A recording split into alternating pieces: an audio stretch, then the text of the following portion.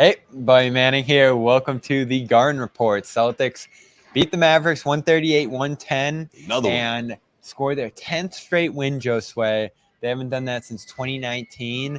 I went and looked to 2018. That was the longest streak they went on that year. So this team has matched that now. Only that 09 team was able to go further. I think they took it to both 12 and 19. Oh man, those first 2 months after they won the championship, no hangover whatsoever. Later on, KG got hurt, but anyways, carry on. Yeah, crazy streak they're on, historic, at least from recent times, and they're gonna try carry this forward against some great competition over the next week. Warriors, Cavaliers, and then the Nuggets in Denver. So big time competition coming. But hitting on this game first, they had to deal with a furious rally throughout by the Mavericks. They built a small lead early coming out of that first quarter. It got smaller at halftime, even though they played good defense to the second and into the third. But Luka was on his game, another triple-double for him. Tatum, slow start, 2 points, 0-3 shooting through a quarter and a half. But he got going, and at least through the minutes that mattered, was outpacing Luka a little bit. I think 9 shots to 8 over the next 3 quarters there, at least to start up until the game really got out of hand in the fourth. So good performance by the Celtics, and they went against some real resistance here and did a good job. They did. And Jayson Tatum, I love that he was not trying to force the issue, wasn't trying to chuck up shots, wasn't trying to get himself going. But what he did do is be aggressive, right? Trying to attack the rim. He got to the free throw line. That sort of opened the floodgates. I feel like he scored 5 straight points off of that and 1 3-point, the old school way. And from that point forward, it was just okay, he's dialed in now. And then second half, he goes off of that humongous quarter, and that pretty much was the difference. But I love this win for the Celtics team because of how it started. You establish the inside post with Kristaps Porzingis. You take advantage of those mismatches. The lack of rim protection that the Dallas Mavericks do. That's what I was looking forward to in this matchup. And the Celtics went. They wasted no time going to that, and I love that. And just giving the Dallas Mavericks just different ways to lose. I feel like, right, between Porzingis, between the playmaking with Derek Holiday White. great in this one too. Holiday was great as well. I mean, everyone just doing their job. And it was just too much for the Dallas Mavericks to handle. Even though Luka goes off for that triple double, they needed so much more to put together a win. And that just speaks volumes to where the Celtics team is in terms of their focus, because this Dallas Mavericks team, they were balling before this. Yeah, and a strong debut as well, or at least in real minutes here for Xavier Tillman, who scored both his first points at TD Garden and had a decisive run alongside Al Horford in the fourth quarter. Here's Xavier talking about his first game at the Garden with the Celtics. Did you know you were going to get, the run tonight, and how do you feel like the minutes went? Definitely didn't know. I had no clue. I definitely had no clue. I felt like the minutes went well. As far as offensively, defensively. That one pass that JT threw me, someone got a hand on it, but I wish I would have kept my eyes on it a little bit longer. I probably would have caught it and finished it. But as far as everything else, I felt like it went pretty well.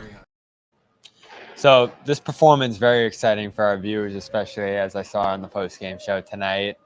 There's some hope among some fans that he might have broken into Luke Kornet's minutes. Is it hope? Is that what it is? You think the fans, this is what they want, or they just want to see your reaction?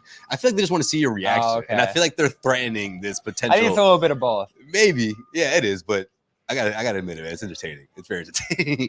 I just think this whole threat to the rotation, how is Luke gonna react, or how is he gonna bounce back from this, quote unquote bounce back? We'll wait and see. But you're part of it. You said he's gonna be out there again Sunday. I think he will be. I really do. But also, this thing there's two sides to this. Getting acclimated with this team, getting that real NBA experience. That's the only way you get it done. And especially if you think about where this team is, their focus is championship or bust. Let's face it. That's really what it boils down to. And if you want this guy to be anywhere near ready for this upcoming postseason, then he's got to get in the mix, not just in practice. He's already crossed that, threshold. Now getting that real in-game action against a top-tier team like this in this arena, it was great. He performed well. We all agree on this. He needs to play some. He needs to get acclimated. They're going to need him at points down the line, situationally, as Joe Mazzulla has called it. But what we disagree on is how it's going to look out there come playoff time. I think you're going to see a sprinkle of Kornet, or neither of them in most circumstances. I think it's mostly going to be Horford and Porzingis. And and this is where the desire to see Tillman stems from. I think some people look at Kornet and say he's not good, but that's just not true. He's putting up good numbers this year. He's been consistent, reliable. He has some limitations, so I'll give you that there's certain matchups he can't play that drop in defensively.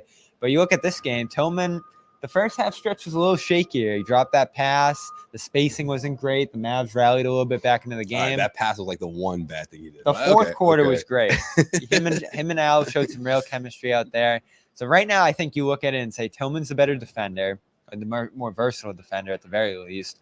And Kornet, to me, brings just a little bit more offensively right now. I think overall, the thing about Luke Kornet in this year's team is he not only do you see that he belongs, but you could tell that he really believes it. I think that's a big part in what we've seen out of Kornet. And yeah, I think the passing in terms of what this team likes to do in terms of finding the open guy and keeping the ball flowing, rebounding, creating second chance opportunities. He's certainly evolved in that part of his game. So I think there's obviously a place for him in this rotation. And I think there will be opportunities for him for sure. I just think this whole which one is going to find their stride right before the playoffs, and again, which matchup this team's going to be facing in that first round will play a part for sure. We'll definitely be talking about this in a few weeks. Put it that way. We will revisit this conversation in a few weeks. I think he's in that O'Shea mix, a guy who can play instead of Kornet in certain matchups, which is what O'Shea was doing previously. Right.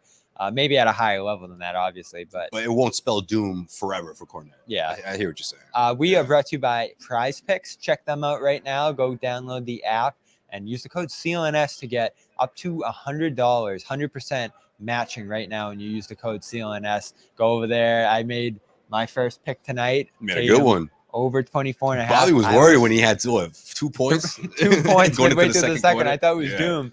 Then you look up and he scored 27 by the fourth. So he got going in a big way in this one, and it was fun to watch using PrizePicks and making that selection going into the game. Check out some of our picks going into each game, halftime even. Josue and I will be throwing those around. So check those out on the Celtics CLNS app. And again, use the code CLNS for that 100% matching bonus up to $100. Real quick before we get out of here, I think we're closing the book on Kyrie here. Gary and I caught up with him, Gary Washburn, and he was fine with the booing. Said it comes with the territory. It's been 6 years. They're moving on. Jayson Tatum had a similar sentiment.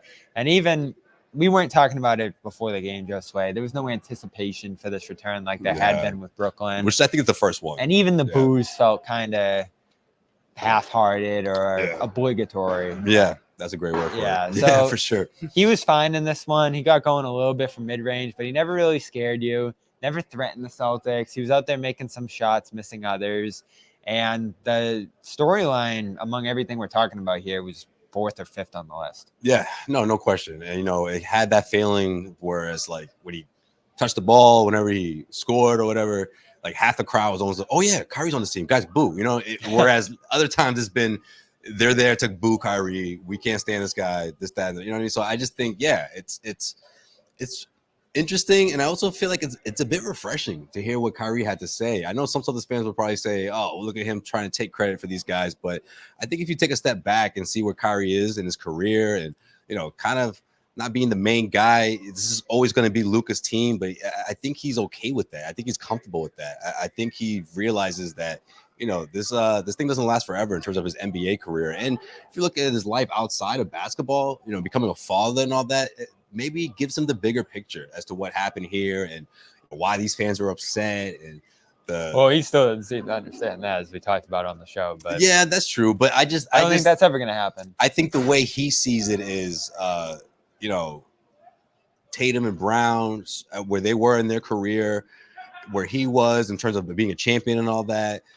Maybe he just didn't have all the patience. Maybe things could have been different. Again, I'm thinking, and that's why the fans, maybe that's what Kyrie's thinking. And that's why the fans are still mad at him to some degree, and that's why, from his perspective, he doesn't feel like he did anything wrong. Exactly. I don't think Kyrie's sitting there being like, man, you know what? I shouldn't have said that. I don't think there's ever going to be peace between the two sides, but it's not going to be a storyline. I think as early as next year when he comes here again.